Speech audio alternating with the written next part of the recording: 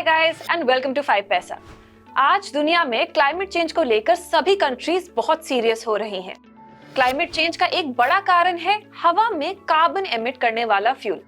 इसीलिए green vehicles को बढ़ावा दिया जा रहा है, यानी उन गाड़ियों को जो डीजल और पेट्रोल पर ऑपरेट नहीं करती।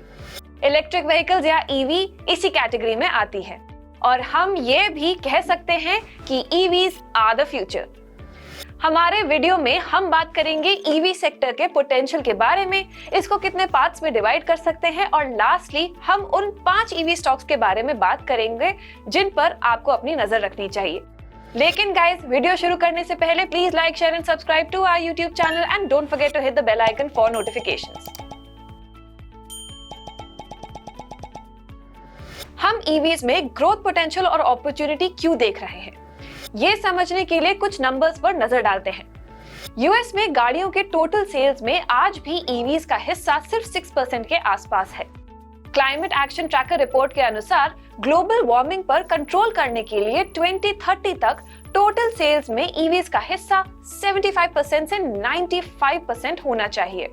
साफ है कि ईवी सेक्टर में इंडियन कंपनीज के लिए बहुत बड़ी अपॉर्चुनिटी है। फिलहाल इंडिया में 15 लाख से कम ईवीज ऑपरेट कर रही हैं। इंडस्ट्री एस्टिमेट के अनुसार 2030 तक ये आंकड़ा 4.5 से 5 करोड़ तक जा सकता है। ध्यान रहे कि गवर्नमेंट ने 2030 तक टोटल व्हीकल्स में ईवीज का हिस्सा 30% करने का टारगेट रखा है। बेन एंड कंपनी की रिपोर्ट के हिसाब से इंडिया का इलेक्ट्रिक व्हीकल्स वैल्यू चेन का revenue pool 76 to 100 billion dollars तक पहुंचेगा बाय 2030। गाइस, ईवी प्रोडक्शन और ईवी इंफ्रास्ट्रक्चर बनाने के लिए कंसेशंस दिए जा रहे हैं।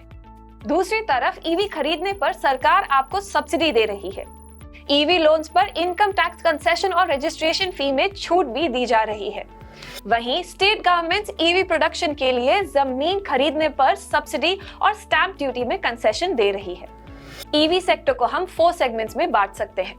पहला उन कंपनी का जो ईवी बनाती है, दूसरा उन कंपनीज का जो ईवी बैटरीज बना रही हैं, तीसरे सेगमेंट में वो कंपनीज आती हैं जो ऑटो पार्ट्स और खास ईवी के लिए सॉफ्टवेयर बना रही हैं, और चौथा सेगमेंट है उन कंपनीज का जो चार्जिंग स्टेशंस और बैटरी स्वैपिंग स्टेशंस जैसे ईवी इंफ्रास्ट्रक्चर में काम कर रही हैं। Now guys, let us focus on the 5 top EV stocks for you in 2023. सबसे पहले बात करते हैं महिंद्रा और महिंद्रा की, जिसके पोर्टफोलियो में 2, 3 और 4 व्हील वाली ईवीज हैं। इलेक्ट्रिक 3 व्हीलर मार्केट में कंपनी का शेयर करीब 67% है और जल्द ही कंपनी पैसेंजर ईवी सेगमेंट में उतरने वाली है। कंपनी ने ईवी स्पेस में 100 करोड़ डॉलर्स का निवेश करने का डिक्लेरेशन किया है। कंपनी 5 नई ईवीज मार्केट में लॉन्च करेगी, जिसमें से 4 2024 और 2026 के बीच सड़कों पर आएगी। पुणे में 10,000 करोड़ रुपीस की ईवी मैन्युफैक्चरिंग फैसिलिटी लगाने के लिए गो अहेड मिल चुकी है। कंपनी का मार्केट कैपिटलाइजेशन करीब 1,44,069 करोड़ रुपीस है और पिछले 5 साल में इस स्टॉक ने इन्वेस्टर्स को करीब 57% रिटर्न्स दिए हैं। कंपनी का ROCE करीब 11.3%, ROE 14.2% और TTM/PE 14.48% है। पिछले 5 साल में कंपनी की कंपाउंडेड प्रॉफिट ग्रोथ करीब 13% रही है। अब बात करते हैं टाटा पावर कंपनी की। कंपनी ईवी चार्जिंग इंफ्रास्ट्रक्चर में की प्लेयर है। कंपनी का चार्जिंग नेटवर्क 475 शहरों में मौजूद है, जहां 23,000 से ज्यादा होम चार्जर्स, 242 ई बस चार्जर्स और 3,000 से ज्यादा पब्लिक चार्जर्स हैं। सितंबर 2022 में खत्म हुए क्वार्टर में कंपनी की न्यू एनर्जी प्रोजेक्ट्स के लिए engineering, procurement, construction order book 15,000 crore rupees की थी। कंपनी का मार्केट कैपिटलाइजेशन करीब 61,590 करोड़ रुपीस है और पिछले 5 साल में इस स्टॉक ने इन्वेस्टर को करीब 141% रिटर्न्स दिए हैं। कंपनी का ROCE करीब 9.21%, ROE 8.14% और TTM/PE 20.12 है। पिछले 5 साल में कंपनी की कंपाउंडेड प्रॉफिट ग्रोथ करीब 9% रही है। गाइस, आपके लिए अगला ईवी स्टॉक है एक ऐसी कंपनी का जिसका नाम शायद आपने कम सुना होगा। ये है ऑटो सेक्टर के लिए सॉफ्टवेयर सॉल्यूशंस बनाने वाली एक कंपनी KPIT टेक्नोलॉजीज। दुनिया के टॉप 15 OEMs में से 10 इस कंपनी के क्लाइंट्स हैं। धीरे धीरे दुनिया के सभी OEMs connected, autonomous, shared and electric vehicles की तरफ शिफ्ट हो रहे हैं, जो EV सॉफ्टवेयर सॉल्यूशन सेगमेंट में KPIT के लिए काफी बड़ा अवसर हो सकता है। पिछले साल रेनो ने KPIT के साथ स्ट्रेटेजिक टेक्नोलॉजी पार्टनरशिप बनाने की अनाउंसमेंट की थी। EV एरिया में नाम बनाने के लिए KPIT ने इलेक्ट्रिक और इलेक्ट्रॉनिक आर्किटेक्चर कंपनी टेक्निका को खरीदा है। दूसरी तरफ कंपनी ने EV चार्जिंग प्रोसेस में टेक्नोलॉजीज बनाने और टेस्ट करने के लिए D-Space टीम के साथ जनवरी 2022 में हाथ मिलाया था। कंपनी का मार्केट कैपिटलाइजेशन करीब 25,358 करोड़ रुपीस है और पिछले 3 साल में इस स्टॉक ने इन्वेस्टर्स को करीब 2300% रिटर्न दिए हैं। कंपनी का ROCE करीब 24.1%, ROE 21.5% और TTM/PE 69.77 है। पिछले 3 साल में कंपनी की कंपाउंडेड प्रॉफिट ग्रोथ करीब 50% रही है। अगला EV स्टॉक है ऑटोमोटिव सिस्टम्स और कंपोनेंट्स बनाने वाली कंपनी सोना BLW प्रिसिजन फोर्जिंग्स का। ये कंपनी 2021 में लिस्ट हुई थी। क्वार्टर एंडेड सितंबर 2022 में कंपनी की कुल आमदनी में से 21% आई EV सेक्टर से। फिलहाल कंपनी के पास 20,500 करोड़ रुपीस की ऑर्डर बुक में से 14,000 करोड़ EV सेगमेंट से है। सोना BLW की USA, चाइना, मेक्सिको और इंडिया में 9 मैन्युफैक्चरिंग फैसिलिटीज है।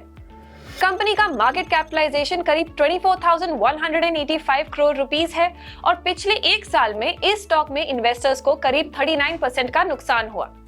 कंपनी का ROCE करीब 21.5%, ROE 20.6% और TTM/PE 65.20 है। पिछले 5 साल में कंपनी की कंपाउंडेड प्रॉफिट ग्रोथ करीब 50% रही है। लास्ट में बात करते हैं अमर राजा बैटरीज की। EV स्पेस में पोटेंशियल को देखते हुए कंपनी ने multi gigawatt hour lithium ion cell बनाने के लिए एक अलग सब्सिडरी बनाई है। EVs में लिथियम आयन सेल बैटरीज का इस्तेमाल होता है। कंपनी का जोर घरेलू बाजार में लिथियम आयन मैन्युफैक्चरर्स के लिए एक इकोसिस्टम बनाने पर है। इसके लिए तेलंगाना में एक रिसर्च और मैन्युफैक्चरिंग यूनिट बनाई जाएगी, जिस पर कंपनी अगले 10 साल में 9,500 करोड़ रुपीस खर्च करेगी। EV एरिया में अपने आप को एस्टैब्लिश करने के लिए कंपनी ने high voltage lithium ion battery PACS बनाए हैं। FY 2023 में कंपनी को EV एरिया में 1,000 करोड़ रुपीस आमदनी की उम्मीद है। कंपनी का मार्केट कैपिटलाइजेशन करीब 9,893 करोड़ रुपीस है और पिछले 5 साल में इस स्टॉक ने इन्वेस्टर्स को करीब 27% का नुकसान पहुंचाया है। कंपनी का ROCE करीब 15.6%, ROE 11.6% और TTM/PE 14.70 है। पिछले 5 साल में कंपनी की कंपाउंडेड प्रॉफिट ग्रोथ करीब 2% रही है।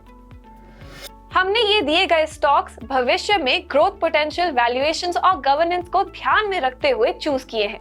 इसीलिए इस लिस्ट में 2 स्टॉक्स ऐसे भी हैं जिन्होंने हाल के टाइम में नेगेटिव रिटर्न्स दिए हैं। तो दोस्तों, समय है एक एनवायरनमेंट फ्रेंडली पोर्टफोलियो बनाकर ग्रीन प्रॉफिट कमाने का। Invest, make profit and save mother earth. What can be a better proposition? And yes, don't forget to share this video and follow us. See you soon.